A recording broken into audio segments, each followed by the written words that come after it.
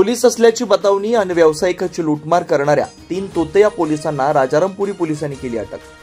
शिवाजी उद्यमनगर येथे पोलीस असल्याची बतावणी करत लूटमार करणाऱ्या 3 तोतया पोलिसांना राजारामपुरी पोलिसांनी अटक केली आहे। अटक केलेल्यांची नावे अयाज युसुफ मुलानी वय वर्ष 23, स्मित संतोष पवार वय वर्ष 23, दोघे राहणार करंजेपेठ सातारा आणि शुभम तानाजी गायकवाड वय 28 राहणार शिकलगार गल्ली बागल चौक कोल्हापूर अशी आहे। पोलीस निरीक्षक सुशांत चव्हाण यांच्या नेतृत्वाखाली ही कारवाई करण्यात आली।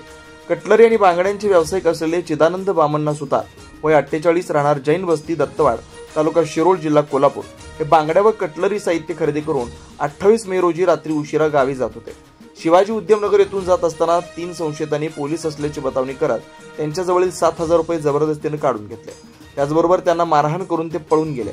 सुतार यांनी राजारामपुरी पोलीस ठाण्यात 3 अनोळखी व्यक्तींविरुद्ध फिर्याद दाखल केली होती। पोलिसांनी सीसीटीव्ही फुटेज तपासून संशयितांची ओळख पटवली आणि त्यांना बागल चौक येथून अटक केली। तिघांनी चौकशीत गुन्ह्याची कबुली दिली आहे। पोलिसांनी त्यांच्या ताब्यातून रोख 4,000 रुपये, 2 मोबाईल फोन आणि दुचाकी असा 74,000 रुपयांचा मुद्देमाल जप्त केला। या प्रकरणी राजारामपुरी पोलीस अधिक तपास करत आहेत। भांडाफोड न्यूजसाठी सहसंपादक विवेक कांबळे।